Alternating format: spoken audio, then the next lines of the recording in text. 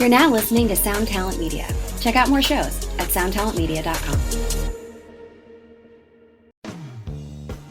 Hi, friends. The world got you down. Don't be sad. Listen to $2 Late Fee with Zach and Dustin. $2 Late Fee is the podcast that celebrates the best decade of entertainment, the 1980s. We pick a movie and soundtrack from our youth that we loved and see if it holds up today.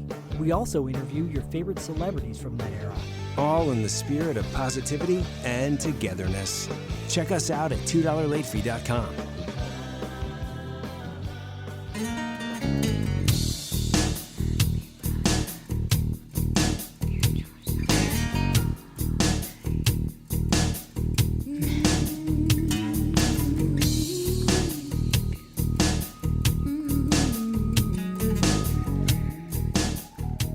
After 2 decades of pursuing a music career, a 30-year-old Canadian singer named Alannah Myles scored a #1 hit in 1989 with Black Velvet. While her success continued for years after in the Great White North, she completely fell off the Billboard charts of the United States. This week, we try to determine if the blame for her U.S. decline should fall on the lack of promotion from her record label, or if the rest of Alannah's catalog just lacked that slow Southern style.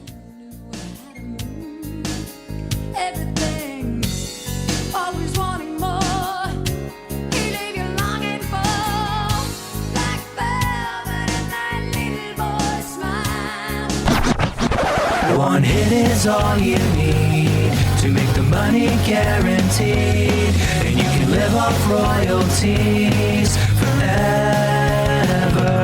And it makes me wonder, is it just a wonder, or is it one hit thunder? All right, Matt, have you ever gone to karaoke night? Yes and no.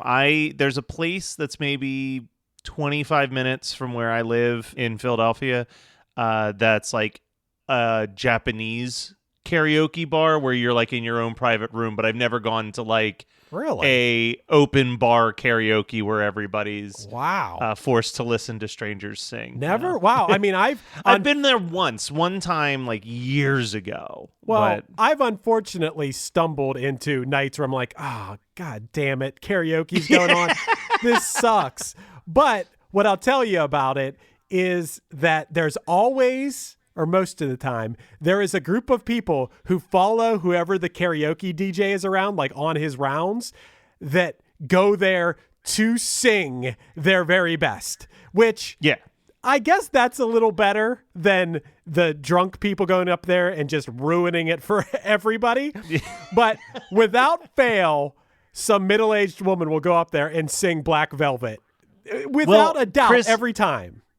Chris, I'm so glad that you brought this up because my origin story, my love of this song, side note, this was one that was voted on by the patrons. This was one of my picks against 2 of Chris's picks. Wow. So thank you. This was an overwhelming win. This was like 80% of the vote was on Black Velvet. But my first introduction to this song was that when I was a child, my mom was the lead singer of a wedding band. Wow. And this was like one of the signature songs, which when I'm looking at it now, it was a brand new song. You know, like this was like 1989, 1990 when she was singing Black Velvet in this cover band. But to me, it was one of those songs that just always existed. So I just always assumed it was a much older song. Yeah. And I also used to always think this was Melissa Etheridge for some reason. Well, that's because Melissa Etheridge does a cover of it. Oh, she does? Yes. Okay, well, there we go.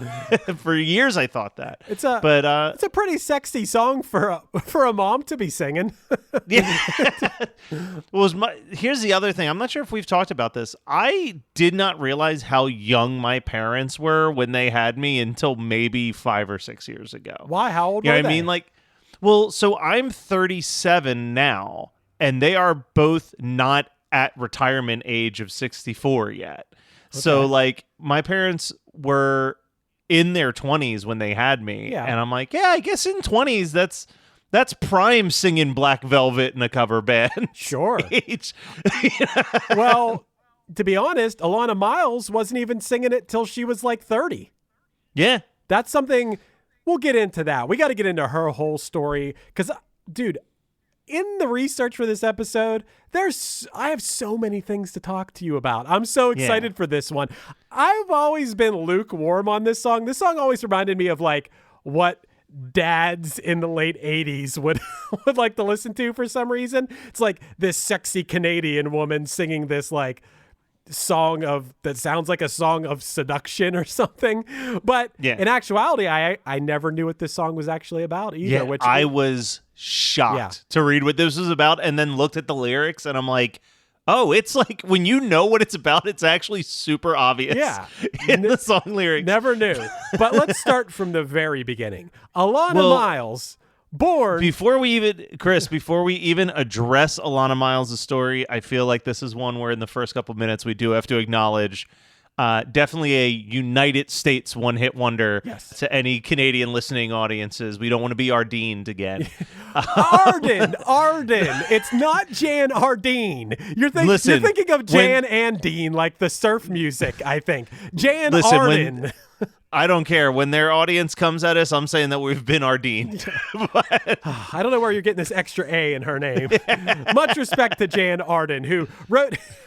her tweets are ridiculous, by the way. She wrote something... She always writes crazy stuff. She likes to protect those horses. I'll give her respect for that. She does. Alannah Myles. Born on Christmas Day of 1958 in Toronto as... Not Alannah Myles, as Alannah Byles with a B. Which, you know what? Good call on the name change. Well, yeah, we'll get to that. Her dad was a pioneer in the Canadian broadcasting industry, apparently, and Alannah started writing songs around age 9, which would have been around 1967. Think about how much different music was in 1967 from when this song was popular, like 1989. Yeah, you're right. And yes, she would have been, wow. 20 years, a lot changed in 20 years. The Beatles were still a band when she started writing Absolutely. By the time she was 12 in 1970, she had performed in a songwriting group, which I don't know what a songwriting group is, but by the time she was 18 in 1976, she met Christopher Ward, a very important person, actually the person who wrote Black Velvet. He was a recording artist and songwriter with Warner Music Group. And, with Christopher Ward's help, Alannah started her own band that performed covers of rock and blues songs. In the meantime, at current day, Christopher Ward has written songs for Hilary Duff, Diana Ross, Backstreet Boys, Winona Judd, Peter Cetera, Anne Murray, and Meredith Brooks. But Black Velvet is his most well-known song. And that's a solid resume right there. Yeah. There is nothing to complain about with that resume. Yeah, Christopher Ward is the real deal. So at age 19 in 1977, Alannah Byles changes her name to her stage name, Alannah Myles.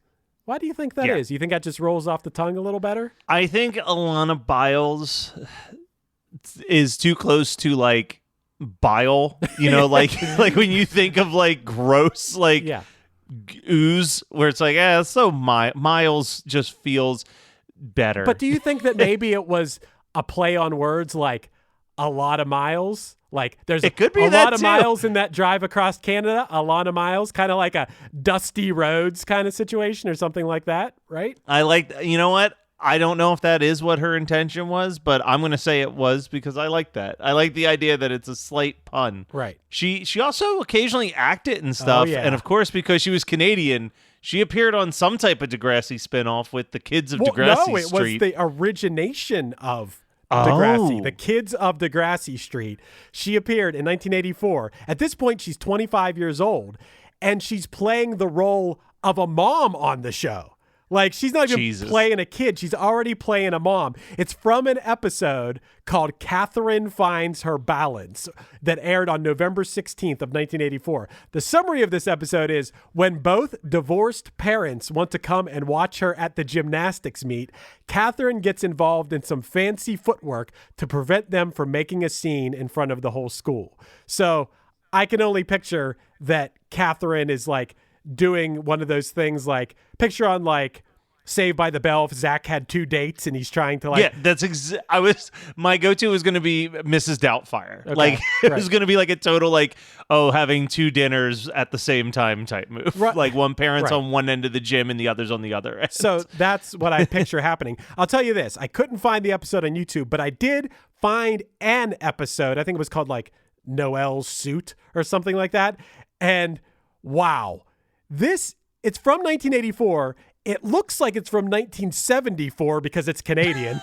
How stuff from Canadian always looks like a little different. Like, it is the grainiest looking show ever. It's so strange. Well, you also have to factor in that kids shows, they never want to spend a big ton of money on it. So I'm sure it was like hand-me-down cameras and shit like that to make the show to begin with. Yeah, the combination of Canadian and kids/teen shows immediately means that your show is going to look like 10 years dated out the gate. Dude, it just reminded me of being a kid. Like, I was a little kid in the 80s, but I remember being like 5 or 6 years old and wake up real early in the morning and put on like PBS or something. And there'd be these shows that they're kid shows, but they're probably from the 70s and they look all bad and weird. Like, it's just, go watch it. If you type The Kids of Degrassi Street into YouTube, it'll be the thing that comes up. There's a full episode, but it just looks so strange. Anyway, I couldn't find the Alannah Myles episode. Way later, we will also mention that she acted in one episode of La Femme Nikita in 2001. So. She also, to kind of tie into the release of the debut album that Black Velvet was on, she appeared on like a TV miniseries adaptation of War of the Worlds as well. Right. So what I like about Alannah Myles' story is that her debut album wasn't released until 1989 when she was 30 years old. Like, that's a little bit of a late start for your debut album. That's kind of like... For a guy who cares about paying dues, this was 21 years of paying dues before that debut album came out. Yeah. And dude, talk about paying dues. She released this self-titled debut album on Atlantic and toured internationally for 18 months. And then because of her hard work and her songs and, her talent, her album was awarded the Diamond Award for sales of over 1 million units. She's the only Canadian debut artist to attain that award. And the album has reported to have sold more than 6 million copies internationally. That is insane. Dude, the amount of achievements that she has for what is essentially, like, what is a one-hit wonder in the United States. One of the other things is the power of this song alone, the Black Velvet song, which was a number one hit. It was the most played song in both 1989 and 1990. And in 2005, she received an ASCAP award for receiving over 4 million radio airplays of that song. Yeah. And also won a Grammy in 1991 for Best Female Rock Performance, as well as 3 Junos, which are the Canadian Grammys. Yeah, well, we're going to get into the Junos in this episode, too. Like, she cleaned up on, if you were only going to have one hit and you had to base how well you hoped your one hit would be on any artist, Alannah Myles is a good one to take a look at, because for Grammy, 4 million airplay award, like being the only Canadian debut artist to sell the most records on a debut record, like, insane shit that you get to achieve all in that after, like you said, 21 years of like putting yourself out there in the music industry. Because even put the 9-year-old thing aside, she met the guy who wrote Black Velvet 12 years before this song was released, when she was 18. Right. Like, this is a big example of the benefit of just like not giving up, staying in there, like putting in the work and waiting for your moment to shine. Well, let's address the elephant in the room before Canada gets mad at us here. This album actually had 4 top 40 hits. It had a song called Love Is, a song called Lover of Mine, a song called Still Got This Thing, and of course, Black Velvet. Now, Love Is the only one that even slightly made an appearance in the U.S. charts. It was a low 30s appearance as the debut single, with Black Velvet being the second single to get released that kind of skyrocketed her on the Billboard charts. I want to talk about a couple things about the other songs before we dive into Black Velvet. Love Is like a pretty rockin' song. And what I have to say is if you go check out Love Is on YouTube or whatever, stream it, the bass is so loud in it. I don't know why the bass is so loud in the mix. I love it. Of course I love loud bass, but it's like unusually loud bass. One thing I noticed about that. Lover of Mine is like a dramatic love ballad song. She's sitting in like tall weeds and then she's like walking on the beach in the video. It didn't do much for me, but I got to tell you, Still Got This Thing is a rock song, okay? And, dude, do you know the stories about how, I mean, this isn't how I discovered them, but a lot of people discovered the Misfits because Cliff Burton of Metallica famously like wore a Misfits t-shirt and people were like, well, what's that? It's like how a lot of people discovered the Misfits back in the 80s. Yeah. Early Metallica albums were mostly Misfits cover EPs. You know what I mean? Like Metallica loved Misfits, and it's the same thing with Kurt Cobain and Daniel Johnston. Okay. You know what I mean? Like Daniel Johnston's career is because Kurt Cobain wore a "Hi, how are you" t-shirt. Well, what I want to note about if you go watch the Still Got This Thing music video, it's like a performance video, and the bassist in her band is wearing a Misfits shirt in the video. And I was thinking to myself how funny it would be if that was my backstory of how I discovered the Misfits. It was Alannah Myles Still Got This Thing music video. Her long-haired bass player was wearing a Misfits t-shirt in the video. I was long-haired shirtless bass player. Well, shirted bass players love the Misfits. Yeah. That's just a fact. Yeah. But I thought that was pretty entertaining. Okay, let's talk Black Velvet. Before we even get into the lyrics of Black Velvet, I want to talk about something that I thought was really kind of fucked up by Atlantic Records. Oh, well, yeah. Just last week, we came at Columbia Records for their mishandling of Primitive Radio Gods. At Atlantic Records, they took this song and gave it to a country artist named Robin Lee and had Robin Lee release an album 2 months later. And the album was called Black Velvet as well with this cover. And I took the time to watch both music videos for Miles's video and Lee's video. Did you watch both videos? No, I didn't even know about this. You're informing me about it right now. They are basically shot for shot the same video, just with a different singer. And like they did nothing to change the instrumentation of this song except for maybe the occasional like slide guitar in the background.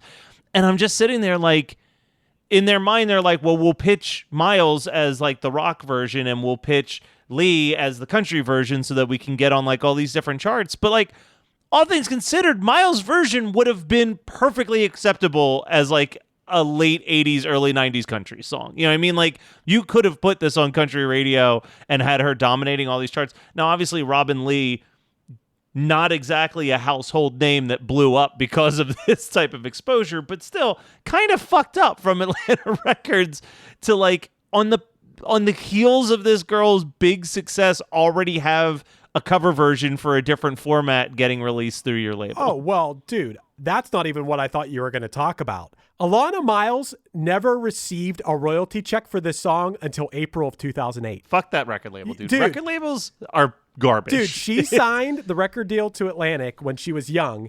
She ended up paying $7 million of expenditures for her first 3 albums, all deducted out of her take. What she said is she should have been dining out on the success of the song, but instead she was living in poverty, at times struggling to pay her rent, while this song was a giant hit. Unreal.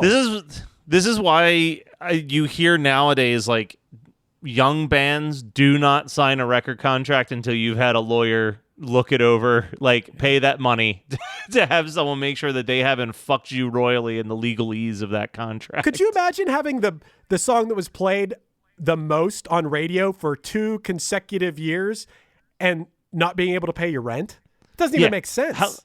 How much would that be mocking you that everywhere you go, you're actually hearing that song while you're like struggling to pay the groceries in the grocery store and the song's playing over the radio? I mean, that's insane. I mean, also I wonder, like from her end, yeah, I would understand. But what about when she's like playing live and stuff? Are they taking that big of a chunk of that? I don't know all the details. I'm just going off what she said in a CBC interview and you know, way later. But I believe it. Yeah, of course. Because I also think that there probably wasn't that much money.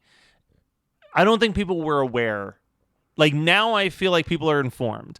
Like, oh, if you really like this band and you want to help this band out, like, see them live, buy some merch at the show. That is where they're going to be making the biggest chunk of money.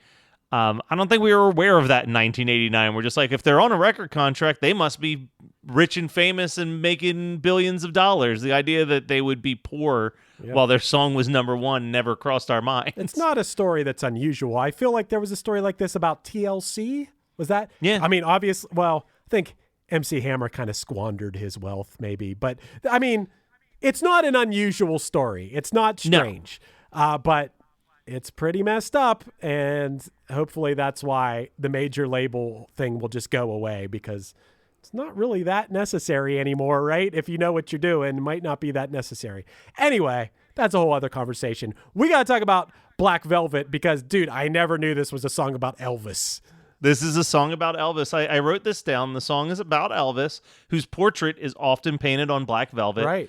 And who used hair dye known as black velvet. Chris Ward, who co-wrote the song and was Miles' boyfriend at the time, was inspired after being on a bus full of Elvis fans riding to Mississippi to attend the 10-year anniversary vigil at Graceland. Yeah. So it's... And, you know, you're sitting there and you're like, what the hell are you talking about? How the hell is this song about Elvis?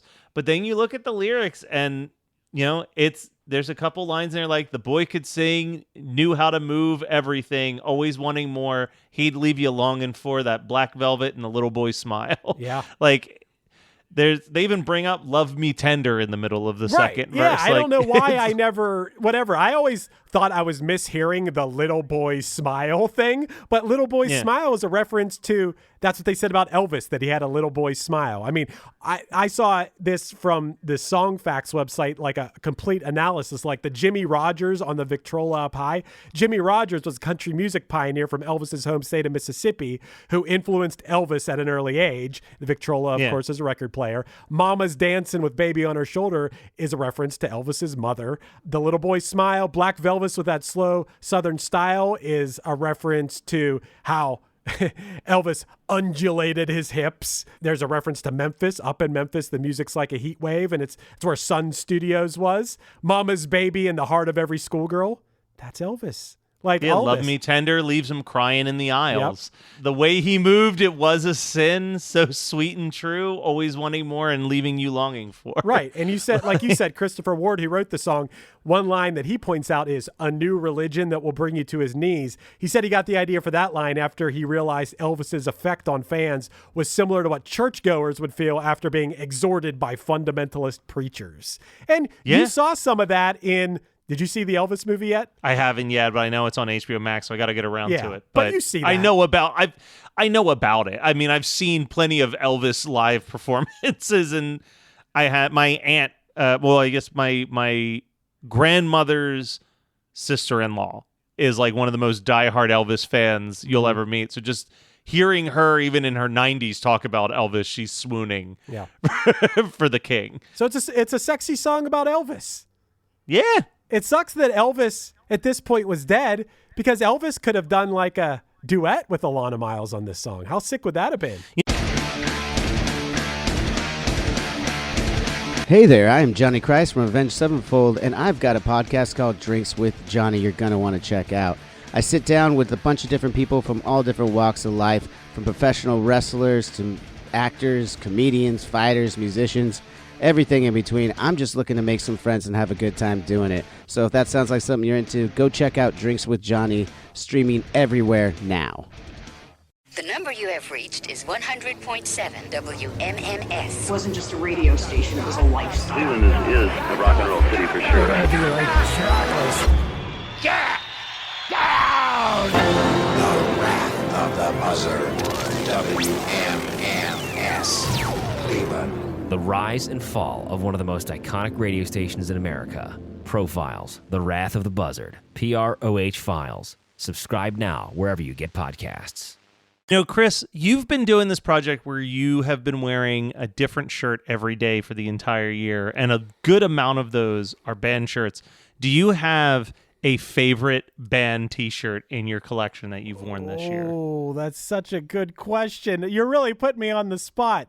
What band t-shirt do I love rocking the most? Okay, the first one that comes to mind, which is pretty funny, is this Propaganda t-shirt that I have. It's like this person ripping their head open and an alien coming out of it. It is like a horrifying t-shirt. Like, I wore it around Halloween time. I'm like, this feels like a weird shirt to wear in public. I remember I wore it like the weekend of Halloween. I think I was stopping to get a 6-pack at the gas station, and the lady checked me out. She's like, I like your shirt. What is that? I was like, I don't know. It's a band I like. It was definitely a weird, bold choice. But yes, I love band t-shirts. I need more and more of them because I think they're a great thing to wear. They're classic. They are. There's something about a good... I mean, think of that Nirvana with the smiley face. Mm-hmm. Think about... the Rage Against the Machine shirt, just red with the words Rage Against the Machine and nothing else on it. It has a Molotov cocktail on the back. On the back, yeah. There's classic band t-shirts that are almost as iconic as the bands themselves at this point. Yeah, for sure. And that's why I'm glad that Rockabilia.com is the sponsor of our podcast, Matt. Rockabilia.com has over 500,000 items. And we're not just talking about, I know we've been talking about t-shirts a lot here, but they have everything. I mean, there's action figures, there's hoodies, there's ashtrays, belt buckles, coffee mugs. I mean, anything you could imagine that is a band or artist related piece of merchandise, they have over 500,000 items on the website. It's an awesome website. And if you go there, rockabilia.com, and use the discount code Thunder at checkout, you're going to get 15% off your order. The other thing, the Elvis connection doesn't stop because we're going to jump back into her career for a second, but she put out 2 more albums with Atlanta. Hey, look, I got back up for a second. We can't move ahead yet. We got to stay in this era for a little bit more. I got to insist, Matt, that you and the listeners go watch Alannah Myles in 1990. Watch this on YouTube. She opens the Juno Awards from Toronto's O'Keefe Center. And, dude, it is, first of all, she comes out rocking.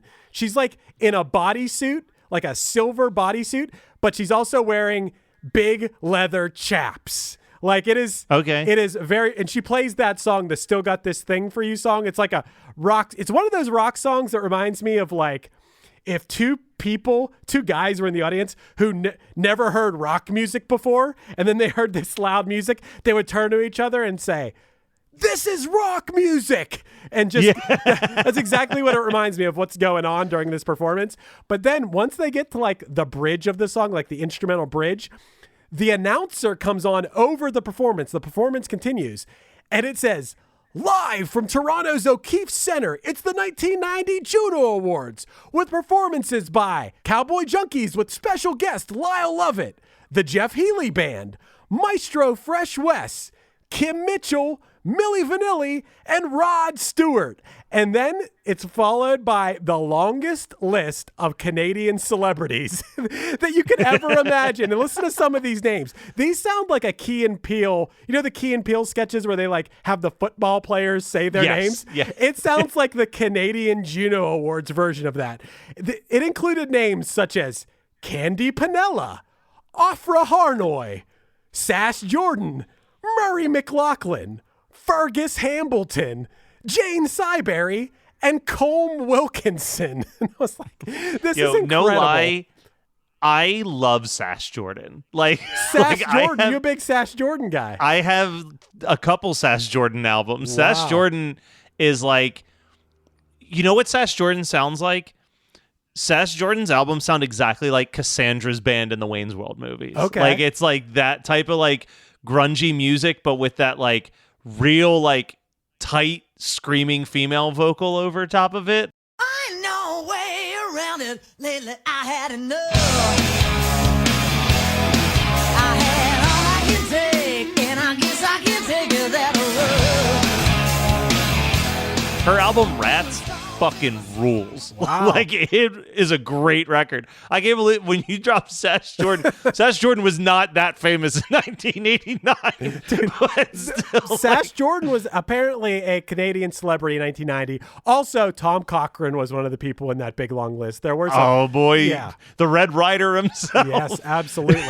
I looked up who some of these people are. Afra Harnoy is an Israeli-Canadian cellist, and Fergus Hambleton, sounds like the most made-up name ever, is a jazz and reggae songwriter from Toronto. So these people are real.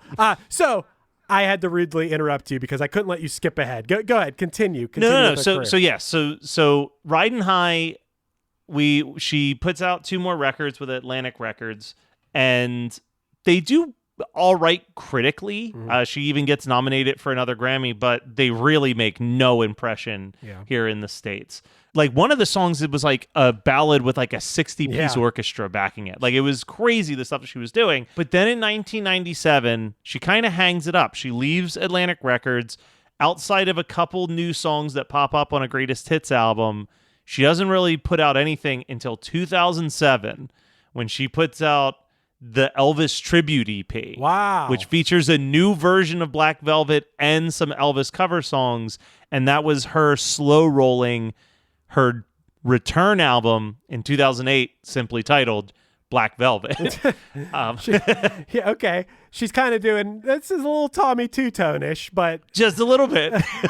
Okay. Well, she never made any money off the freaking song, so if that's what she had to do, man, that's what she had to do. She probably pulled a T Swift move and re-recorded the song to have the new royalties. She may have. One thing I wanted to note, Matt, in 1997, she somehow terminated that eight record contract with Atlantic, and she signed to her manager's label, her manager who helped her get out of that contract. But she released the album Arrival in 1997, and that had a top 40 hit on it called Bad For You, the number 4, Bad For You. But that song was written by her, Desmond Child, and Eric Bazillion of the Hooters. Oh, damn. Yeah. And unfortunately, I listened to the song. It's not very good. Sorry. I mean, go listen to it. Make your own judgment.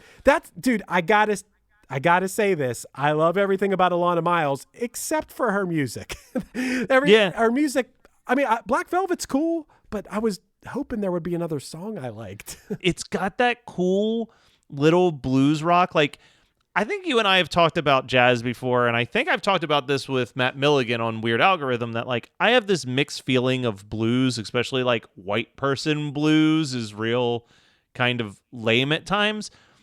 But I can't deny that like the 80s and 90s had these blues-inspired rock songs like Black Velvet. I think of like Bonnie Raitt's Something to Talk About. Like, there were some good-ass songs that were using like a blues background to create a really cool radio pop song. But I think Black Velvet might be the best of all of them for really having... Like, this has that Elvis blues and country rock and roll inspired sound for it. And then, like you said, she's got some like real rockin' songs. So it does feel like it was also stylistically this choice of, if we're going to write a song about Elvis, it should feel a little bit like an Elvis song in its instrumentation, which is, I mean, my nostalgia for just like knowing the song from my mom singing it is also pretty strong here. But like, I've always really liked this song, even before I knew who actually sang it.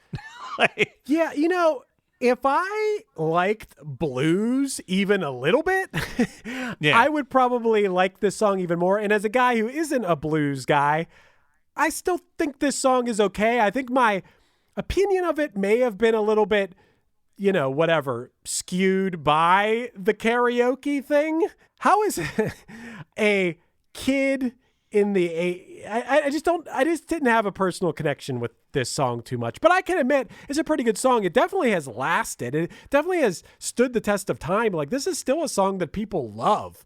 Like, it hasn't gone away all these years later. It's definitely pretty rockin'. Let me ask you a question. This is a question that we asked a few times before. We haven't done this segment in many, many months, but I was looking at all the different versions of this song, and there's a lot of people who've covered this song, but really no one that was like super noteworthy to me. Mm-hmm. If you could have anybody cover this song, who would you have cover it? Is it too obvious to say that Taylor Swift would have probably done a pretty good job of this song? Taylor Swift would probably have crushed this. I actually was thinking, here's the thing that ran through my head. There are thousands of punk cover albums in the world, and I have never heard a band that is even remotely punk cover this song. And I thought, well, I would only want a female-fronted punk/rock band to cover this, and that's where I landed on one of your favorite bands. I think Paramore could do a fucking phenomenal version of Black Velvet. Well, actually. yeah, I mean, Haley would blow her ass. Sorry, Alannah Myles. Haley Williams would blow you away on the vocal performance. And Alannah Myles does a great job. It's just I think Haley's one of like the all-time greats, to be honest. Dude, have you seen Alannah Myles perform this song in recent years? I didn't. I was looking for live videos, and I didn't find nearly enough that I wanted to. Well, I kept clicking videos that I thought were live performances, and they were just different versions of the music video people had uploaded. Well, here's what I'll tell you. I watched a performance of this from a TV appearance. I don't know what it was on. I don't know if it was a Canadian show or what, but in 2015. And now when she does this song, it's a different arrangement. It's like more of like an electronic kind of like take away the blues and replace it with funk. It's like a slightly more funky electronic version of it, still about the same tempo, but I think I like it more. I think it's like a cooler take on it, like a more modern take on it. And she's not, when you watch her old performances, she's like running all over the stage. She's real crazy. Now she kind of like sits down or stays in place. I read that was because she had a back injury at some point, but she still sounds great. And she has like a really cool Cruella de Vil type hair now. She has like the white streak in her black curly hair.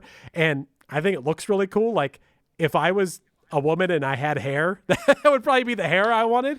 I think that was the route you would take. Yeah, I think she looks pretty awesome. She sounds great. And I think the version she does of the song now, it actually makes me like the song more. Nice. Yeah. Oh, Matt, there's one thing I want to mention. I tried to go to Alannah Myles' website, which it doesn't exist. It's like you go to it and it's just like a blank white page. But I went to her Facebook page, and in one of her most recent posts, like maybe 10 posts ago, she posted a newspaper article from the Toronto Star in September of 1991. And the article was all about their poll for the sexiest man and the sexiest woman, like Canada's sexiest man alive and Canada's sexiest woman alive for the year. And because she posted it, because she won the sexiest woman of 1991 in Canada, Michael J. Fox won sexiest man, Canada's sexiest man of 1991. And I just thought it was so funny who they each beat out. Who they beat? So Michael J. Fox won over Wayne Gretzky and Bryan Adams. and Alannah Myles beat out Anne Murray, I'm like, isn't she? I just always think of her as like this older woman. I don't know. Maybe she was younger then. I mean, obviously she was. Yeah. Celine Dion. And this is the funniest, Shannon Tweed. And wow. Yeah, I didn't know Shannon Tweed was Canadian. But I will tell you, I definitely think Shannon Tweed was like one of the first naked women I ever saw. She was in every like softcore porn thing on Cinemax, like every single one of them. So good job by Alannah Myles being that's a huge achievement right there. Canada's sexiest woman 1991. It's always good to hear. All right, well, I think it's time for the big question though, Chris. Yeah. Thunder or Blunder here with Alannah Myles. Alannah Myles. It's embarrassing. It's embarrassing to be my mouth. You're getting everybody drunk with Matt DiStefano's game every week. Alannah Myles on Atlanta Records. You know, respect the hustle. Respect the slightly later than the norm rise. You know, this wasn't like she was 17 years old with this song. She was a woman. She was a 30-year-old woman. And this is a very womanly song. You know, this is like this sounds like a woman in her 30s singing this song. This sounds like a woman who's seen some shit. you know? Yeah. And you feel that in the delivery. You feel that in the performance of this song. And I think that's what appeals to all the, I mean, it seems like a song that middle-aged women love, you know, and men. But it really appeals to, I mean, go to this karaoke. It's always a middle-aged woman singing this and like really feeling it. But, oh, dude, I mean, and I respect her like battling and finally getting paid for this song. And she really puts her all into her performances when I see them. And I just wish I liked another song. Dude, I dove in and the ballads are so like fluff.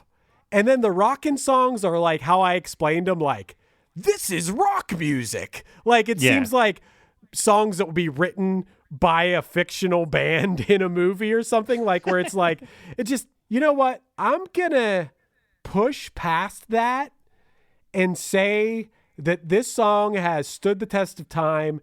She's kind of reinvented a new version of it. Go check it out on YouTube. That it was a performance from 2015 or so that I saw. I'm on the fence, but I'm going to say Thunder. I really learned to like her as a person and like her story and liked her perseverance. And that kind of outweighs the fact that I don't really like everything else I heard in her catalog. And that could just be a taste thing on my part. No, I think I'm going to 100% agree with you. Like, I'm going to give her Thunder because I love this song. It's a very special song to me.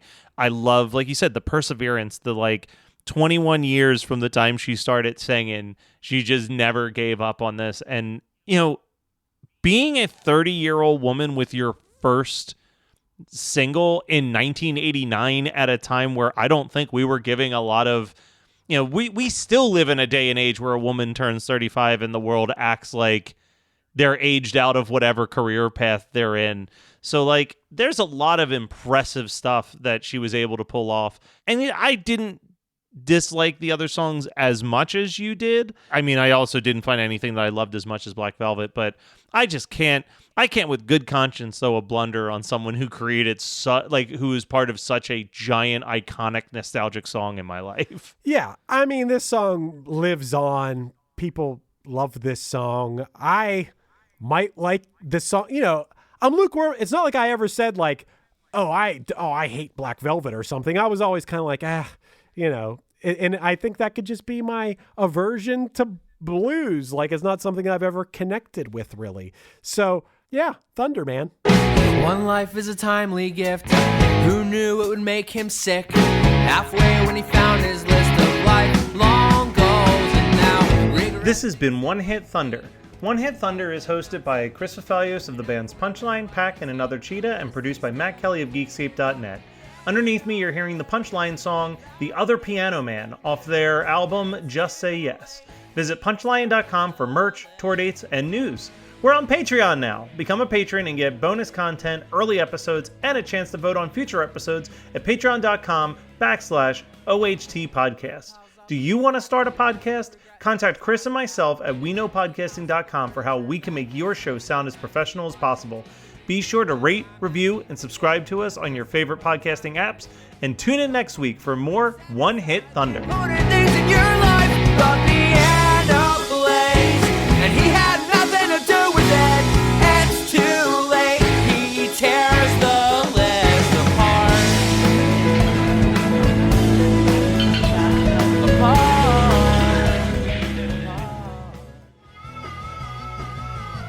You're listening to the Geekscape Network.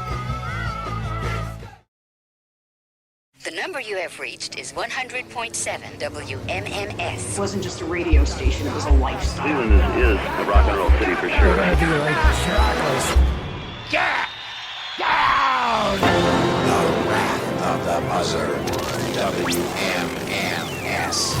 Cleveland. The rise and fall of one of the most iconic radio stations in America. Profiles, The Wrath of the Buzzard. PROH Files. Subscribe now wherever you get podcasts.